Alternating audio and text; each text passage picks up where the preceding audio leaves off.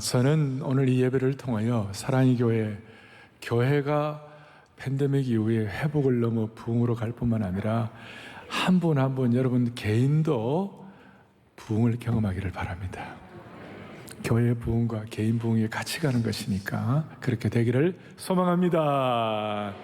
자, 오늘 이 말씀은 예수님의 비유 중에서 상당히 무게감이 있는 그런 특별한 비유라고 말할 수 있습니다. 2절에 보니까 이렇게 나와 있습니다. 천국은 마치, 천국은 이것이다라고 바로 정의해 주지 아니하고 우리가 영의 눈을 떠서 깨달아야 되는 것인데, 하나님의 나라와 천국은 마치 뭐가 is like, 천국은 마치 자기 아들을 위하여 혼인 잔치를 베푼 어떤 임금과 같다 그랬어요. 그러니까 왕이 그 아들의 혼인 잔치를 위하여 왕이 잔치를 베풀었어요. 고대 근동 그 당시에 예를 들어서 이스라엘이라든지 페르시아라든지 바벨론이라든지 이런 그 당시에 최고의 잔치는 왕의 잔치였어요. 그리고 그냥 보통 잔치가 아니라 왕의 잔치의 특징 중에 하나가 여기에 보니까 잔치집에 4절에 보니까 모든 것을 다 갖추었다 그랬어요. 모든 것을 다 갖추었다. 모든 것을 다 갖추었다는 것은 지금 우리 입장하고 우리가 지금 하는 일이 일어났던 그 입장하고 그 당시에 그 잔치, 왕의 잔치하고는 좀 달라요.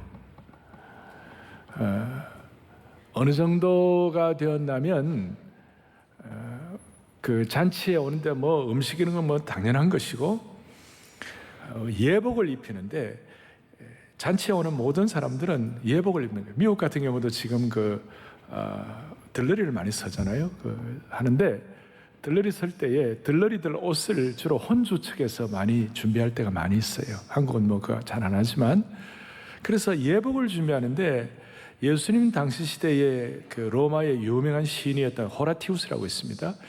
호라티우스라는 이 시인이 그 당시에 이런 얘기를 했어요. 어떤 로마의 큰 잘 사는 귀족들은 잔치집을 위하여 잔치를 위해 예복을 5,000벌을 준비했다. 별로 많이 준비 안 한 겁니까? 5,000벌을 준비했어요. 완벽하게 대단하게 준비를 한 거예요. 오늘 이런 말씀과 비슷한 맥락으로 되어 있던 누가복음 14장에도 이런 내용이 나오는데 14장 17절에 오면 이렇게 나와요. 오소서 모든 것이 다 준비되어 있다. 이것은 구원 역사로 살펴보면 그냥 적당히 오늘 이 혼인 잔치집의 비유 이 정도가 아니고, 잔치집에 초대받은 사람들은 정말 복된 사람들이에요. 요한계시록 보면 19장에 보면 뭐라고 나와 있냐면, 어린 양의 혼인 잔치집에 청함을 받은 자들은 어떻다? 복이 있도다. 복이 있도다. 오늘 우리가 크게 보면 오늘 이 자리가 주님이 우리를 초대하시고 주님이 우리를 붙잡으신 자리인 줄로 믿습니다. 그게 얼마나 귀한 것인지. 복음의 신비가 담긴 이 잔치의 특징 중에 하나는 뭐냐면 100% 주인을 위하여, 동시에 100% 초대받은 사람들을 위하여.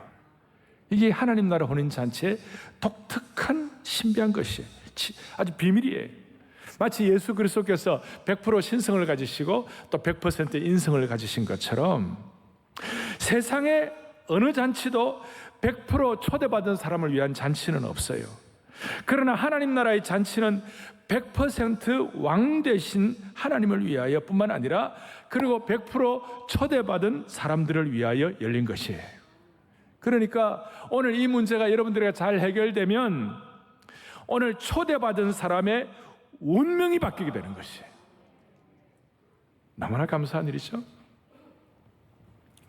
이 하나님 나라의 전체의 독특성이라고 말할 수 있는 것입니다. 그런데 이제 문제, 오늘 이제 좀 생각을 1절부터 7절까지 무슨 일이 벌어지는가?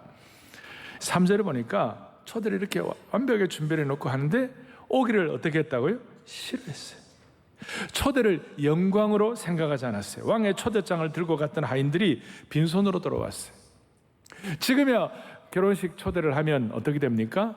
우리가 뭐 이메일로 할 수도 있고 뭐 이렇게 문자로 보낼 수도 있고 뭐 다 좀 그렇게 합니다만은 당시는 그런 사회가 아니니까 이 왕의 이 혼인잔치를 만들어 놓고 하인들이 전부 가고 일일이 초대장을 다 전달해주고 일일이 구두로 다 초대를 이렇게 해야 되는 그런 상황이었어요. 그래갖고 하인들이 열심히 뛰었어요.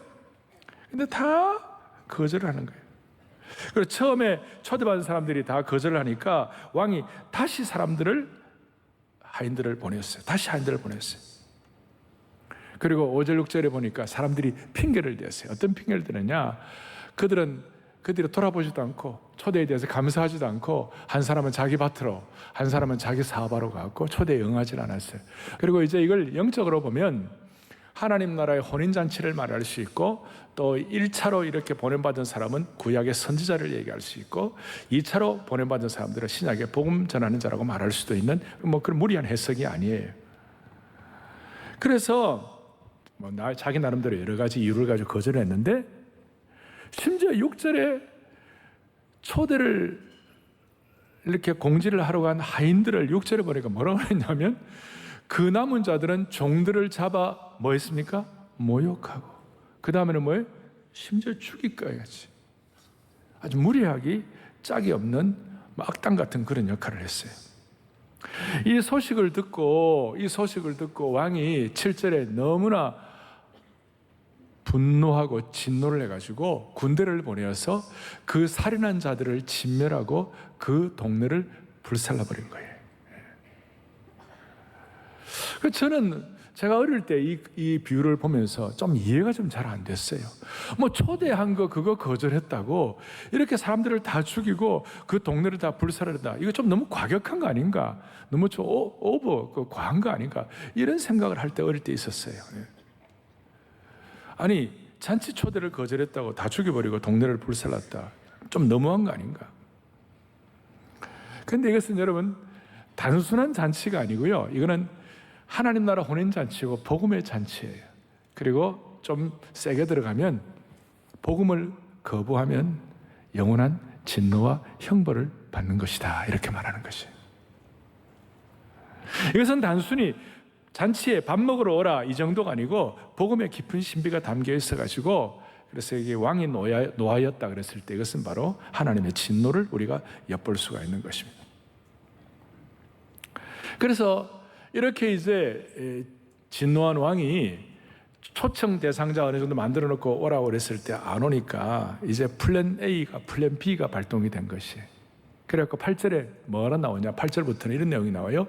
이에 종들에게 이르되 혼인잔치는 준비되었으나 청한 사람들은 합당하지 아니하니.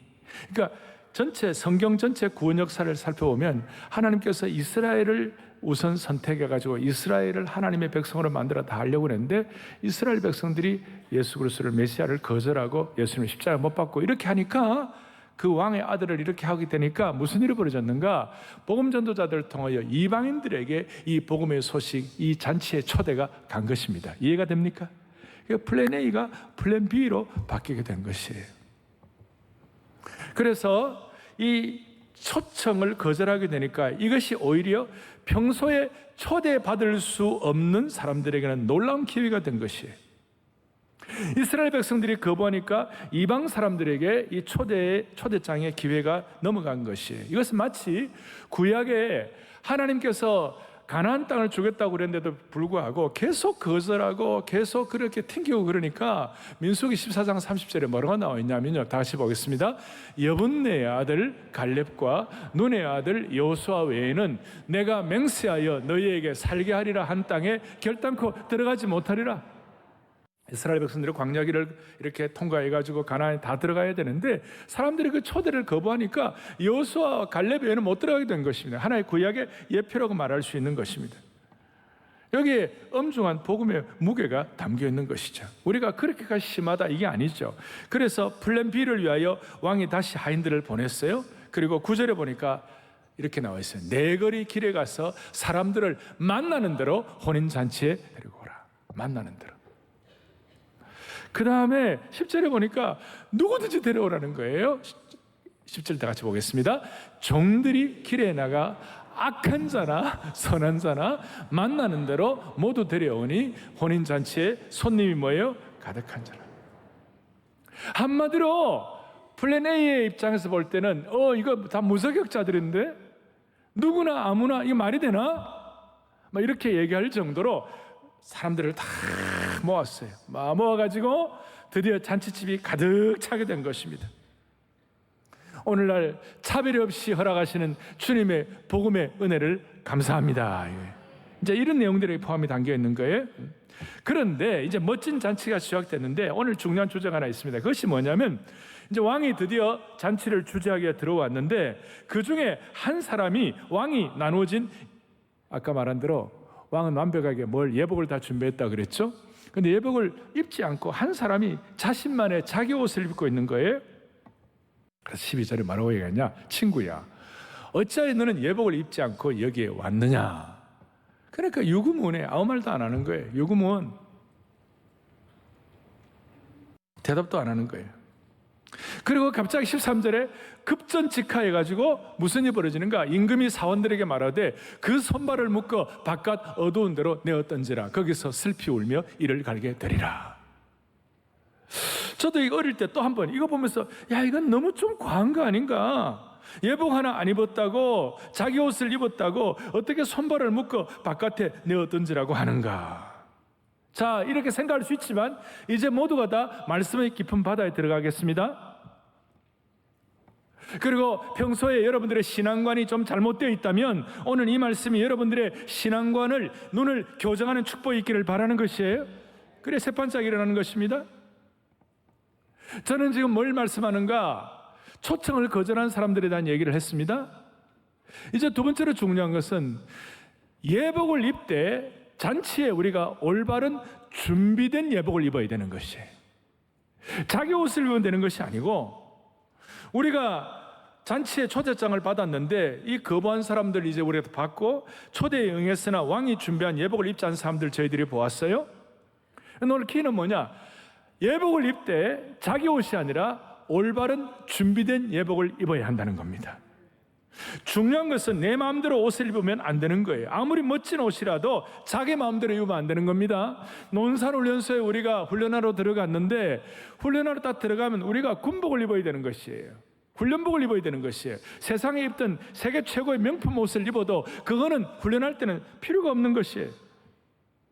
그건 다 집으로 돌려보내는 것이에요.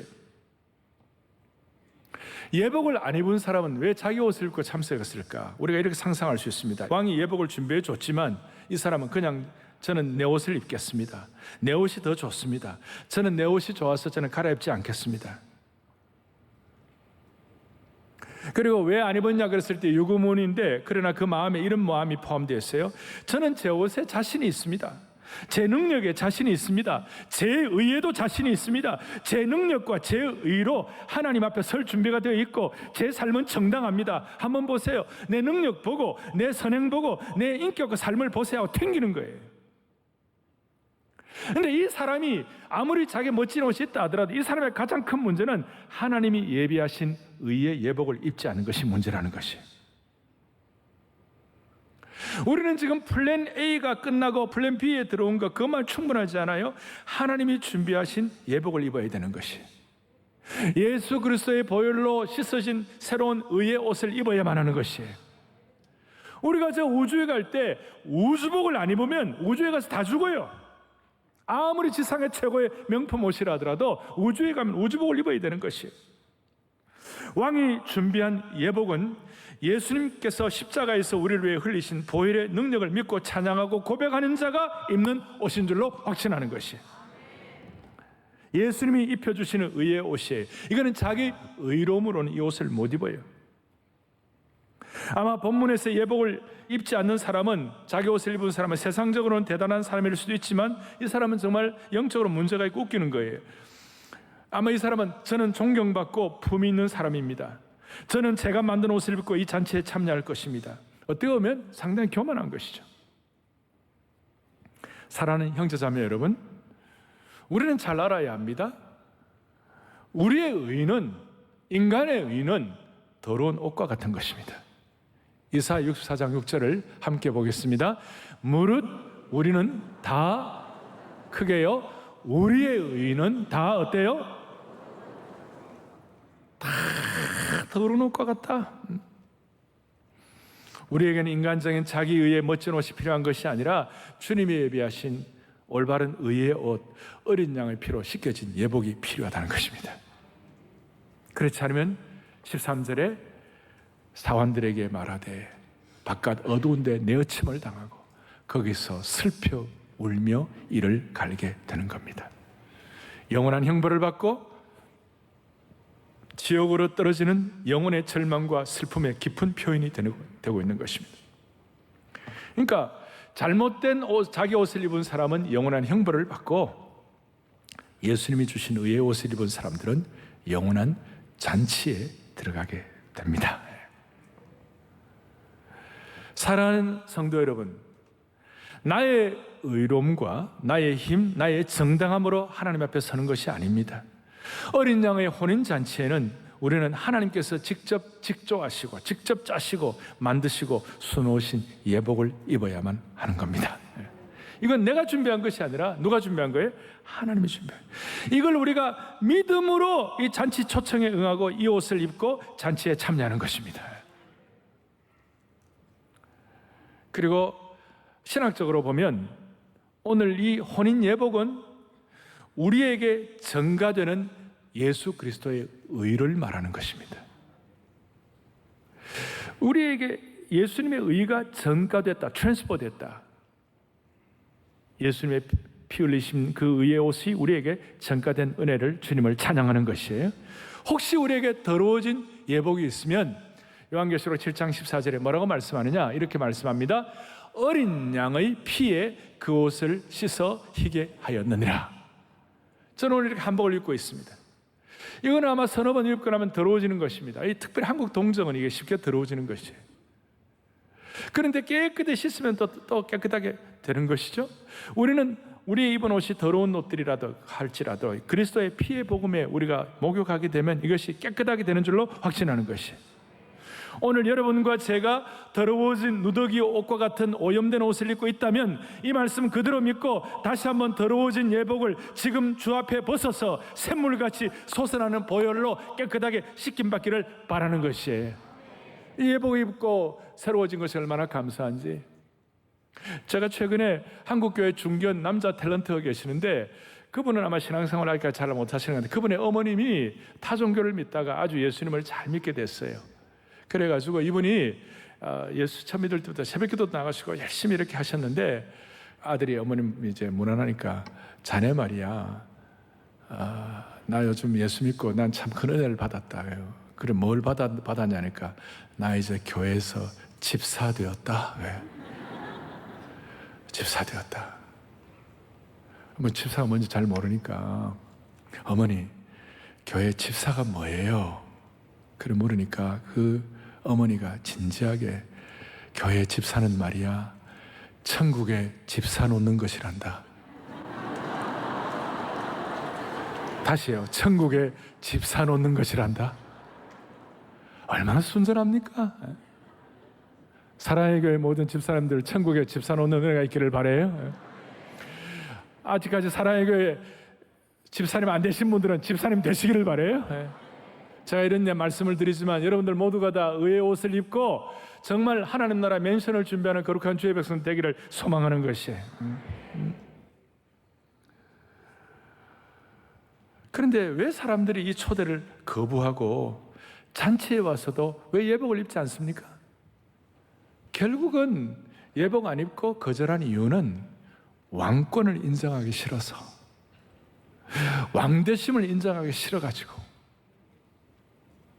좀 더 깊이 들어가면 그 아들 되시는 우리 예수 그리스도의 주인 되심을 인정하기 싫어가지고, 이 비유에는 이런 복음의 신비가 담겨 있는 것이, 왕대심을 인정하지 않고 심지어 아들이 자신들을 다스리며 왕노릇하는 것도 인정하지 않고, 그래서 임금에게 경의를 표하지 않고 왕자의 권위도 인정하지 않는 것, 계속 자신의 독립적인 주권을 주장하기 위하여 밭과 사업을 핑계로 댄 것입니다. 사실 그들의 마음 밑바닥에는 왕권도 왕조도 인정하지 않는 폐역의 마음, 반역의 마음, 제가 정말 싫어하는 배신의 마음들을 갖고 있는 것이. 예를 들어 솔로몬이 왕으로 등극하려고 할 때에 아도니아라는 다른 왕자가 거부하고 그 다음에 그 유명한 여러분 요압과 아비아달이 합세를 해가지고 쿠데타를 일으켰습니다. 왜 그랬을까요? 아도니아, 나도 왕자인데 내가 왕 될 수 있는데, 그러니까 솔로몬의 왕자됨과 왕위 등극을 싫어하는 거예요. 인정하지 않는 거예요. 요압 같은 사람은 내가 다윗 왕조의 개국 공신인데 그 공로의식이 충만해가지고 솔로몬의 왕위 등극을 반대하고 쿠데타를 일으키는 거예요. 그런데 하나님의 계획은 뭐냐? 여디디야, 솔로몬은 아예 처음부터 다윗 왕 다음에 왕이 솔로몬이다. 그렇게 다 영적인 눈을 열어보면 다 그렇게 되어 있는데 그걸 인정하지 않는 거예요. 사람들의 마음에 초청을 응하지 아니하고 예복을 입지 않는 마음의 근저에는 하나님의 왕되심과 예수 그리스도의 주인 되심을 거부하는 그런 생각들이 밑바닥에 깔려 있는 것이에요. 당시에 바리새인과 유대 종교 지도자들이 예수님을 인정하지 않는 것과 똑같은 것이에요. 결국 왕권을 인정하지 않겠다는 것, 더 심각한 것은 내 왕국을 내가 지키고 내가 살겠다는 거예요. 그래서 하나님으로부터 잘못된 독립선언을 하고 있는 거예요. 여기에 대해서 우리가 새로운 신앙관, 새로운 세판짜기를 해야 할 줄로 믿는 것이에요. 그래서 오늘 이 자리에 계시는 모든 분들, 자기의 옷이 아니라, 내가 준비한 옷이 아니라 주님이 예비하신 흰 세마포스를 입고 혼인잔치에 초대함 받는 하나님 나라의 귀한 백성들이 되어가지고 주인뿐만 아니라 초대받은 여러분들의 운명이 바뀌는 축복을 하나님이 허락해 주시기를 바라는 것이에요. 아니, 우리 모두에 그렇게 이미 해 주신 줄로 확신하는 것이에요. 찬송가에 보면요, 259장에 예수 십자가에 흘린 피로써 그들은 씻기어 있는가. 3절에 보면요, 기가 막힌 말씀이 있는데, 주님 예수 다시 올 때 그대는 영접할 예복이 있는가? 그대 몸은 거룩한 천국에 들어갈 준비가 되어 있는가? 4절에 모든 죄에 더러워진 예복을 주 앞에 지금 다 벗어서 샘물같이 솟아나는 보혈로 더 희게 씻으라. 할렐루야. 오늘 이 말씀 중간이지만 우리 감사할 때는 오늘 참 여러분 부흥집회할 때 찬송하는 그런 마음을 가지고 우리 한번 주님 예수 다시 올 때 찬송하십시다. 주님 예수 다시 올 때 그대 영접할 예복이 있는가. 그대 몸은 거룩한 곳 천국에 들어갈 준비가 됐는가. 예수의 보혈로 그대는 씻기어 있는가. 할렐루야. 마음속에 여러 가지 죄악이 깨끗이 씻기어, 모든 죄에 더러워진 예복을, 모든 죄에 더러워진 예복을 주 앞에 지금 다 벗어서 생물같이 솟아나는 보혈로 눈보다 마음을 들여 찬양합시다. 3절 다시 주님 예수 다시 오실 것, 주님 예수 다시 올 때 그대 찬양대 영접할 예복이 있는가. 그대 몸은 거룩한 곳 천국에 들어갈 준비가 됐는가. 예수의 보혈로 그대는 씻기어 있는가. 할렐루야. 마음속에 여러 가지 죄악이 깨끗이 씻기어 있는가. 할렐루야. 중요한 것은 이제 한 가지 더 할 터인데, 이 의의 옷과 예복을 제대로 입고 잔치에 참여하면 잔치의 기쁨의 주인공이 되는 것이에요. 그러니까 이 의의 예복을 입고 이 깨끗이 주님이 예배하신 이 예복을 입고 의의 옷을 입으면요, 자연스럽게 따라오는 것이 뭐냐면 잔치의 기쁨이에요. 그래서 우리는 여러분, 보이지 않는 무형교회는 우리 자신도 그러고 눈에 보이는 사랑의 교회도 그러고 근본적으로는 교회는 잔치집이에요. 교회는 잔치집에 기쁨이 있는 것이에요. 그래서 여러분, 이 기쁜 소식을, 그래서 교회의 이 복음이라는 것은 기쁜 소식 아니 굿뉴스 아닙니까? 복음이라는 것은 가스펠, 기쁜 소식이 담겨 있는 거 아니에요? 아주 그냥 기쁜 소식을 하인들이 전하고 있는 것이죠.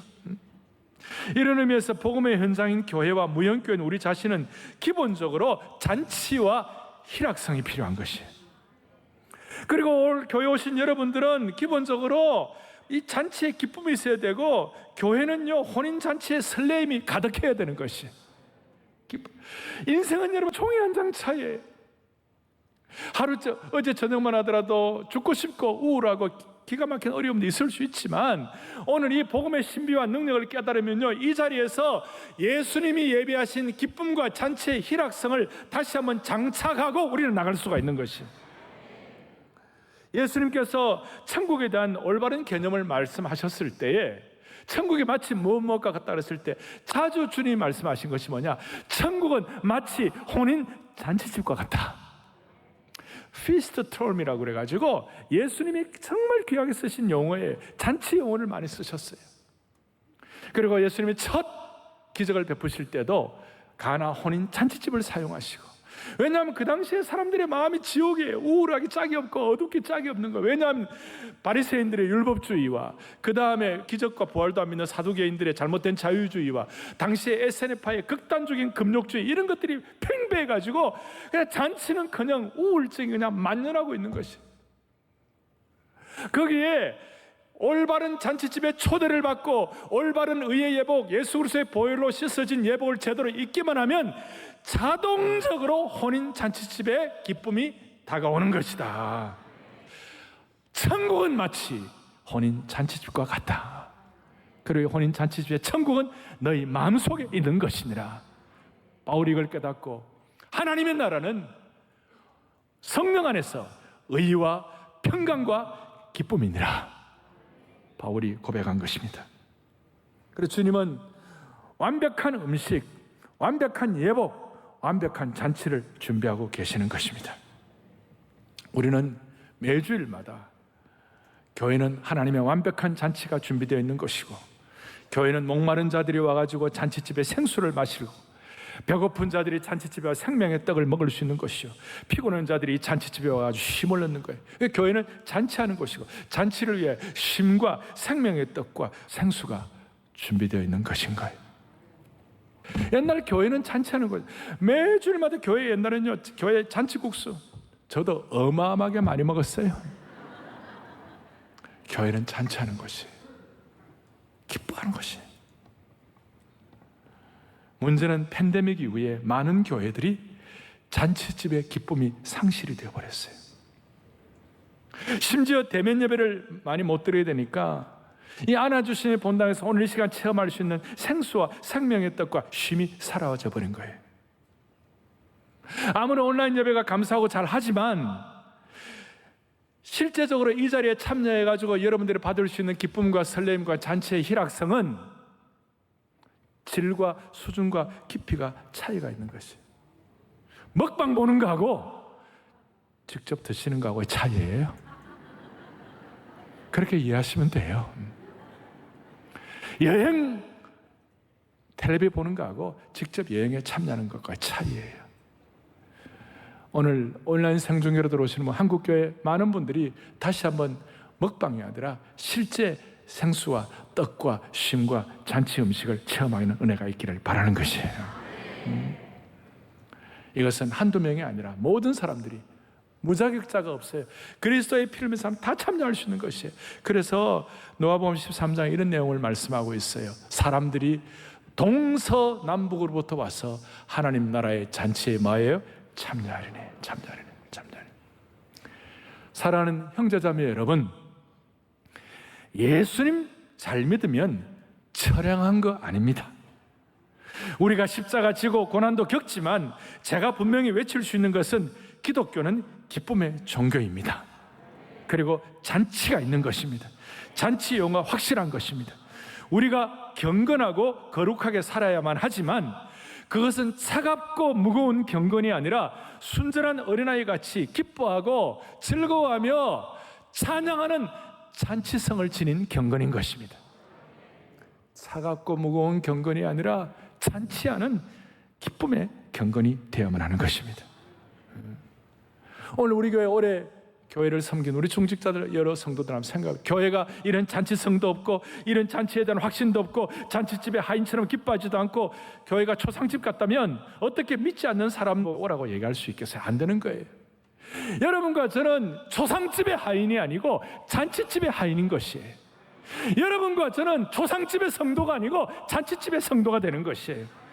교회에 오면 생명의 거듭남, 사명의 거듭남, 잔치의 거듭남, 생명의 떡의 거듭남이 있는 것이에요. 그래서 감옥에서 출장 나온 사람 얼굴을 하지 말고 잔치집에 기뻐하는 순전한 얼굴을 해보게야만 하는 것이에요. 이런 의미에서 기독교의 잔치성은 우리 그리스도인들의 새로운 성품, 새 판짜기를 만들어 주시는 것인데, 그것이 뭐냐? 기독교인들에게는 새로운 기질을, 새로운 우리 캐릭터를 주님이 주시는데, 그건 뭐냐면 그리스도인은 언제 어디에 있든지 잔치를 창조하는 사람들이에요. 크게 우리 한번 크게 합독합시다. 함께요. 그리스도인은 언제 어디서나 잔치를 창조하는 사람들이다. 아멘. 이걸 여러분들의 마음속에 오늘 평생 결심하고, 다시요, 얼굴이 오늘 우울하고, 다시요, 마스크 속에 여러분들 어떤 얼굴이 잘 안 보여요. 근데 오늘 환한 은혜의 눈빛, 잔치의 눈빛으로 반짝반짝 하면서 이 예배당을 나가야 할 줄로 믿습니다. 잔치가 있어요. 다시요, 그리스도인은 언제 어디서나 잔치를 창조하는 사람들이다. 잔치를 창조하는 사람. 그리고 이 잔치가 될 때까지 예수님은 계속 우리를 볼 수 있다, 우리를 이렇게 추적하세요. 계속 예수님 승천하시면 제자들 통해서 추적하세요. 야고보가 죽으면 베드로를 또 보냈어요. 스데반이 죽으면 나중에 또 바울을 보내시는 것이에요. 계속 포기하지 않으시고, 토마스 선교사가 죽으면 언더우드 선교사를 보내는 거예요. 윌리엄 캐리가 죽으면 허슨 테일러를 또 보내는 것이에요. 잔치가 될 때까지, 아니 그 집이 다 찰 때까지. 저는 오늘 제 생애 가운데서 언제가 가장 큰 잔치였나, 언제 내가 가장 기쁘고 감사했나, 오늘 그 말씀을 여러분들과 같이 나누고 말씀을 정리하려고 합니다. 1978년도 7월 달에 7월 셋째 주일날 오카노 목사님을 모시고 우리 대학부 청년들이 수양회를 했어요. 한 40여 명이 참여를 했어요. 너무나 큰 은혜를 받았어요. 그 수양회를 정리하면 생명과 교제와 기쁨이 충만했어요. 요한일서 1장 1절로 4절까지 태초부터 있는 이 생명의 말씀에 관해서는 우리가 들은 바요, 눈으로 자세히 보고 손으로 만진 바라. 생명의 능력에 관해서 듣기만 한 것이 아니라 입체적인 체험을, 실제로 부흥을 체험하게 된 거예요. 그럴 때 주님과의 올바른 교제와 사귐이 있게 하시고, 3절에 4절에 이 일을 통하여 자연스럽게 너희에게 기쁨이 충만하게 될 것이니라. 그러니까 생명과 교제와 기쁨의 능력을 실제로 체험했어요. 소위 의의 예복을 입은 것이죠. 그게 7월달. 그리고 사랑의 교회가 그 당시엔 강남 은평교회라, 그 다음 주일날 사랑의 교회가 개척이 돼요. 78년도 7월 마지막 주에. 그런데 이 생명의 옷을 입고 예복을 입으니까 잔치하는 거예요. 마음이 기쁜 거예요. 아까 말한 대로 예수 믿는 사람들은 언제 어디서나 기쁨을 창조하는 사람들이에요. 이 은혜가 막 넘치니까 8월달 그 방학 동안에 가만히 있을 수가 없는 거예요. 그래서 어떻게 하면 좋을까? 9월 25일 날 9.25 생교기의 날을 만들자. 생교기가 뭐냐면 생명교제 기쁨의 날. 그래서 이 일을 위하여 우리가 최선을 다해보자. 잔치의 은혜를 받은 사람들 최선을 다해보자. 그래서 영적인 비상사태를 선포하고 8월 한 달 동안 9월 이제 8월 이제 방학 지나고 8월 말부터 9월 25일까지 한 달 동안 하루도 빠지지 아니하고 아침에 잠깐 교회 갔다가 캠퍼스에 가고 대학생들끼리, 그 다음에 또 아침 못 가는 사람 저녁에 오후에 캠퍼스 갔다가 와서 하루도 안 빠지고 그래서 대학부 전체 집회 시간에 비상벨을 한번 눌리고 그 다음 우리가 영적인 기쁨을 한번 같이 나누자. 그래서 그 당시에 무슨 대학생들이 모이면 무슨 뭐 돈 받고 이런 거 아니고 우리 그런 거 하지 말자. 우리가 최선을 다해 잔치하자. 그래서 생명의 시간, 기쁨의 시간, 교제의 시간을 만들자. 먼저 생명의 시간을 위하여 오후 2시부터 밤 10시까지 먼저 친구들을 초대해가지고 복음을 나누자. 사역례를 나누고 브릿지 일러스트레이션으로 다리 예화를 나누고 그 다음에 캠퍼스별로 교제하고 그 다음에 교제를 위하여 같이 우리 다 같이 밥 먹자.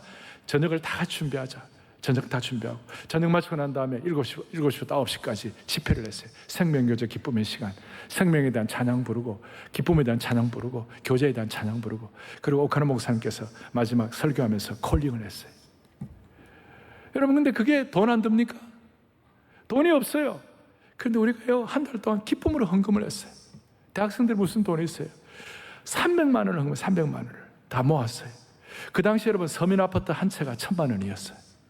서민 아파트 한 채가 1,000만 원인데 대학생들 한 50명이 300만 원 모으면 작게 모은 겁니까? 많이 모은 겁니까?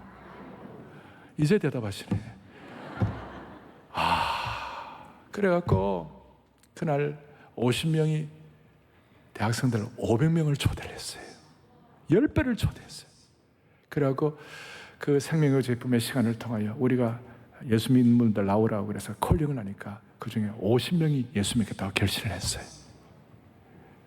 그때부터 청년대학부가 폭발적으로 부흥하기 시작했어요. 부흥의 시작이었어요. 저는 이게 왜 오늘 이 시대는 안 될까? 이런 생각을 하고 사랑의 교회가 9월 26일 날 916 이름도 좋죠? 9월 25일보다 하루 더 가가지고 916 한국교회 섬김의 날. 그래서 우리 교회가 지방에 있는 또 시골의 미자립교회 이런 교회들 한 5,000명의 목사님들을 초대하려고 합니다. 그래갖고 우리가 받은 이 생명과 복음과 기쁨을 같이 나누려고 합니다. 사랑의 교회 이 다락방과 순장반 은혜를 같이 나누려고 합니다. 우리가 가진 꿈과 기쁨과 포에버와 어린아이부터 포에버까지 영적 재성산의 이 사명과 기쁨을 같이 나누려고 합니다. 여러분 어떻습니까? 아이고 50명이 500명 초대하는 것보다도 우리 교회가 지금 5,000명 초대하는 게 훨씬 쉽습니다. 또 반응을 안 하세요? 50명이 500명 초대하는 것보다 지금 우리가 5,000명 초대하는 게 훨씬 쉽습니다. 우리 모두가 다 이 영적인 잔치에 참여하십시다. 그럼 여러분들의 기쁨도 배가 될 것입니다. 가정마다 축복이 될 것입니다. 시골에 있는 목사님들 집에 초대하라고 그랬어요. 고3 학생들 있는 집은 쉽지 않을 거예요. 그러면 그 주위에 모시고 이렇게 할 수 있어요. 그래서 제가 오늘 선언하는 거예요. 여러분들이나 사랑의 교회나 한국교회가 부흥하려면 반드시 복음의 예복에 대한 이 복음의 생명의 역사가 충만해야 한다. 그리고 그걸 통하여 반드시 잔치가 따라와야 할 것이니라. 그렇게 할 때 한국교회 다시 한번 회복을 넘어 부흥의 역사에 진입을 하게 될 것입니다. 할렐루야. 하나님의 나라는 말에 있지 않고 능력에 있는 것입니다. 가슴에 손을 얹고 기도하겠습니다. 사랑하는 형제자매 여러분, 오늘 우리 인생 어떻게 살면 됩니까? 어떻게 준비하면 됩니까? 왕의 혼인잔치에 부름받은 자처럼 살면 되는 것입니다. 916 한국교회 섬김의 날 어떻게 준비합니까? 어렵지 않습니다. 왕의 혼인잔치처럼만 준비하면 되는 것입니다. 그러면 하나님이 기적을 베풀어 주실 것입니다. 우울과 기쁨은 종이 한 장 차이입니다. 오늘 이 말씀을 통하여 우리 모두가 다 적용함으로 말미암아 우리 모두의 생애와 삶이 새로워지기를 바라는 것입니다. 주님 오늘 이 말씀이 주님의 말씀이 되게 하여 주시옵시고 복음의 깊은 신비를 체험하게 하여 주셔서 모두가 다 언제 어디서나 하나님의 기쁨을 창조하는 예복을 입은 주의 백성들 되게 하옵소서. 우리 주 예수 그리스도를 받들어 간절히 기도 올리옵나이다. 아멘.